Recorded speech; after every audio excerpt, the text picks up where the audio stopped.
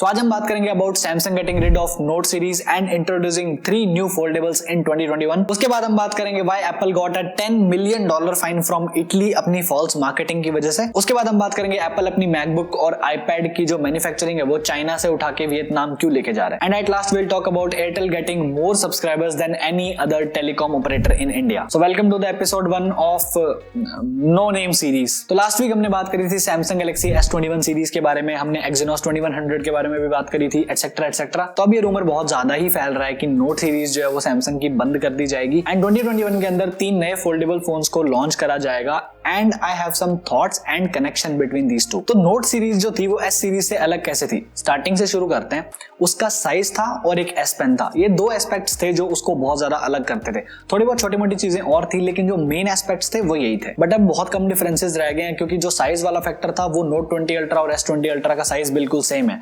तो पॉइंट रह गया एस पेन का। तो एस पेन तो ऑलमोस्ट कंफर्म्ड ही है कि S21 सीरीज के साथ आएगा ही, ऑल्दो वो उसको एक अलग एक्सेसरी की तरह बेचेंगे बट आएगा। So now the point is कि इससे सैमसंग को क्या बेनिफिट होगा, क्योंकि एक नोट सीरीज, एस सीरीज और एक फोल्डेबल्स अगर ये तीनों बिकेंगे तो सैमसंग को ज्यादा प्रॉफिट होगा।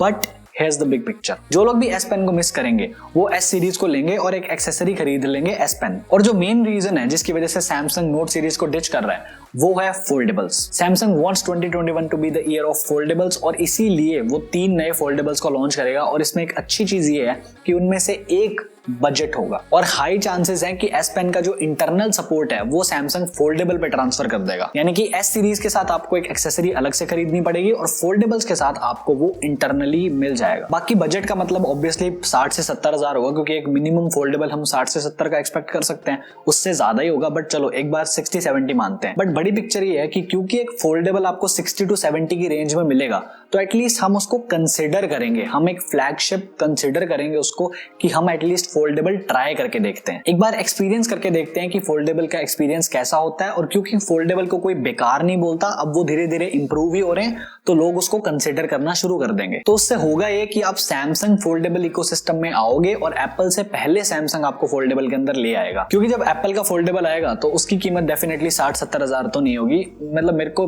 पूरा शक है कि 1 लाख से कम में तो आएगा ही नहीं। तो बस यही बड़ी पिक्चर है कि सैमसंग इकोसिस्टम बना देगा फोल्डेबल्स का अगर वो एक बजट फोल्डेबल लॉन्च कर देता है तो। और इसी की वजह से वो नोट सीरीज को डिच कर रहा है, चाहे वो 2021 में करे चाहे 2022 में करे। नेक्स्ट बात करते हैं एप्पल की। एप्पल के ऊपर इटली ने $12 मिलियन का फाइन लगा दिया क्योंकि इटली के हिसाब से एप्पल फॉल्स मार्केटिंग करता है कि उनके फोन वाटरप्रूफ होते हैं बट उनके फोन वाटरप्रूफ नहीं होते इटली के हिसाब से। उन्होंने बेसिकली ये कहा कि एप्पल जो क्लेम करता है वो क्लेम्स जो है वो लेबोरेटरी टेस्ट में सेटिस्फाई कर जाते हैं जबकि रियल यूजर एक्सपीरियंस में वो क्लेम सेटिस्फाई नहीं करते। जैसे कि जब लैब में टेस्टिंग होती है तो वो प्योर वाटर से होती है बट नॉर्मल केसेस में अगर आपका फोन पूल में गिर जाता है वो पानी प्योर तो नहीं होता, तो एप्पल उस केस में वारंटी देने से मना कर देता है। और इसमें काफी सारे आईफोन मॉडल्स को इंक्लूड करा गया, iPhone 8 से लेकर के iPhone 11 Pro Max तक बहुत सारे मॉडल्स को इंक्लूड करा है और एप्पल के पास 60 डेज हैं इस चीज पे अपील करने के लिए। Now here's my take on this situation. ऐसा सिर्फ एप्पल के साथ नहीं हुआ, सैमसंग के साथ भी ये चीज ऑस्ट्रेलिया के अंदर हो चुकी है कि वाटर रेजिस्टेंट वाले फॉल्स क्लेम्स की वजह से उनके ऊपर भी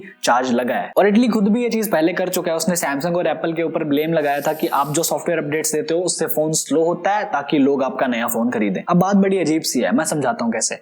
फॉर एग्जाम्पल आपका फोन आपने जानबूझ के पानी के अंदर फेंक दिया, तो अगर आप जाते हो वारंटी क्लेम करने के लिए तो आप उनको क्या बोलोगे, मेरा फोन पानी में गिर गया था। लेकिन उनको कैसे पता लगेगा कि क्या हुआ था, तो इसलिए बस वो लोग हिचकिचाते हैं वारंटी देने के लिए। इसलिए कंपनी ज्यादा बात ही नहीं करती लिक्विड वारंटी के लिए और ऐसे केसेस होते रहते हैं। अब मानो आपकी डिस्प्ले खराब होगी तो आपने पानी के अंदर फेंक दिया और आप उनको बोलोगे मेरी डिस्प्ले खराब होगी क्योंकि पानी के अंदर गिर गया था और सर्किट बोर्ड भी खराब हो गया, पानी के अंदर गिर गया था, तो उसको ठीक करके देना पड़ेगा। तो दिक्कत किसको होगी, कंपनी को ही होगी, आपका तो फायदा ही है, तो कंपनी को इस चीज से नुकसान होता है। इसलिए बस ये क्लेम्स होते हैं मार्केटिंग के लिए कि हमारा फोन इसमें वाटरप्रूफ है, वैसे है।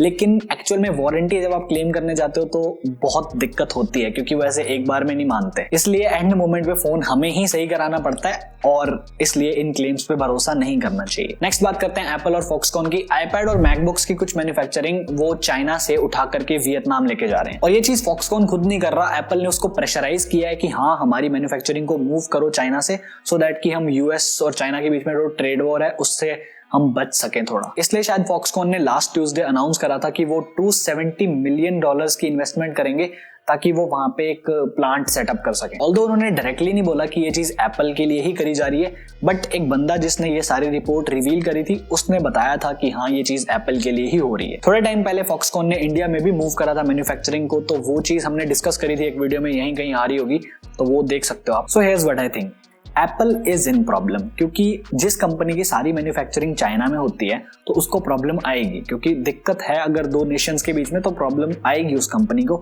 और इस ट्रेड वॉर से एक कंपनी जिसको प्रॉफिट हो रहा है, प्रॉफिट तो नहीं बोलूंगा, एटलीस्ट लॉस नहीं हो रहा या बहुत मिनिमम लॉस हो रहा है, वो है सैमसंग। और एप्पल का डायरेक्ट कॉम्पिटिटर कौन है? सैमसंग ही है। हुआवे तो अभी फिलहाल के लिए तो हुआवे को मैं कॉम्पिटिटर नहीं मान रहा, but for a moment Samsung ही है। और आजकल सैमसंग से रिलेटेड बहुत सारी न्यूज आ रही है, वो इसीलिए आ रही है क्योंकि वो इस सिचुएशन से जितनी चीज अपने कंट्रोल में कर सकते हैं वो कर रहे हैं, क्योंकि एप्पल को बहुत ज्यादा पैसे इन्वेस्ट करने पड़ रहे हैं उस चीज को चाइना से बाहर निकालने के लिए, और रिसोर्सेज भी लगते हैं, लेबर पावर भी लगती है, पैसा भी लगता है, बहुत सारी चीजें होती हैं। और थोड़े सालों से दिख भी रहा है कि एप्पल अपनी सप्लाई चेन को डाइवर्सिफाई करने की बहुत कोशिश कर रहा है। जैसे 2-3 तरीके तो मैं ही बता देता हूँ आपको। एप्पल एक मैन्युफैक्चरिंग कंपनी के साथ काम नहीं कर रहा, वो 2-3 के साथ काम कर रहा है, जैसे कि लक्सशेयर के साथ भी वो काम कर रहा है, विस्ट्रॉन के साथ भी वो काम कर रहा है, फॉक्सकॉन तो है ही सही। सेकंड, एप्पल कोशिश कर रहा है कि वो मैन्युफैक्चरिंग अलग अलग कंट्रीज में कर सके ताकि वो ट्रेड वॉर से बच सके। और वियतनाम के साथ साथ फॉक्सकॉन इंडिया में भी उसके बहुत सारे आईफोन्स को मैन्युफैक्चर करता है, विस्ट्रॉन भी इंडिया में मैन्युफैक्चर करता है। तो हाँ, एप्पल कोशिश कर रहा है चीजों को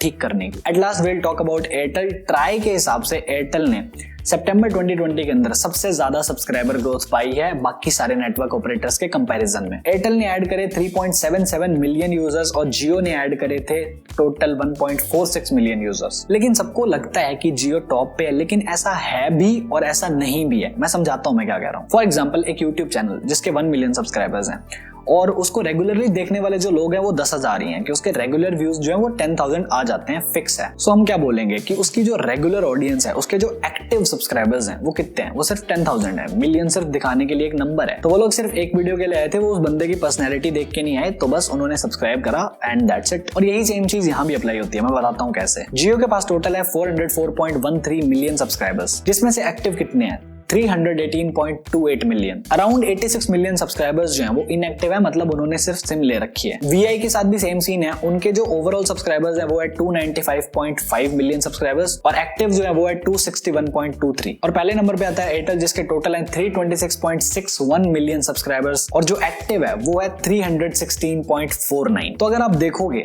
जियो के एक्टिव यूजर्स और एयरटेल के एक्टिव यूजर्स बहुत ज्यादा नजदीक हैं, और इसके 2-3 रीजंस मैं आपको बता सकता हूँ। Number 1, speed. एयरटेल की जो इंटरनेट स्पीड है वो बेटर लगती है पर्सनली मेरे को, एटलीस्ट मेरे एरिया में मैं बता रहा हूँ।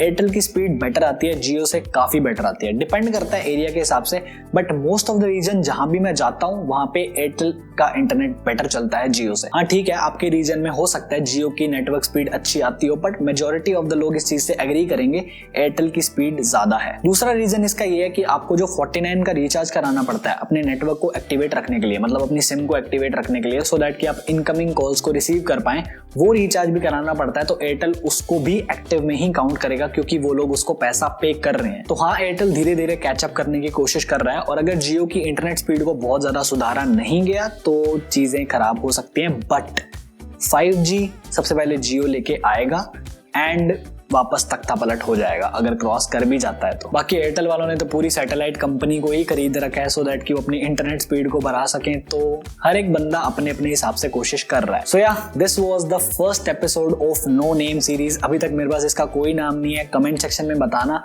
एंड प्लीज, मैंने आपको कभी नहीं बोला कि कमेंट करके बताओ, कमेंट करो। आज मैं बोल रहा हूँ इस चीज के रिगार्डिंग बताना आपको ये कैसा लगा प्रेजेंटेशन, और जो भी चीज आप बताना चाहो वो बताना। उस फीडबैक पे ही डिपेंड करेगा कि ये सीरीज कंटिन्यू होगी या नहीं होगी। So yeah whatever it is, thank you so much for watching. I am Divanshu and I am on leave till the next one. Bye bye.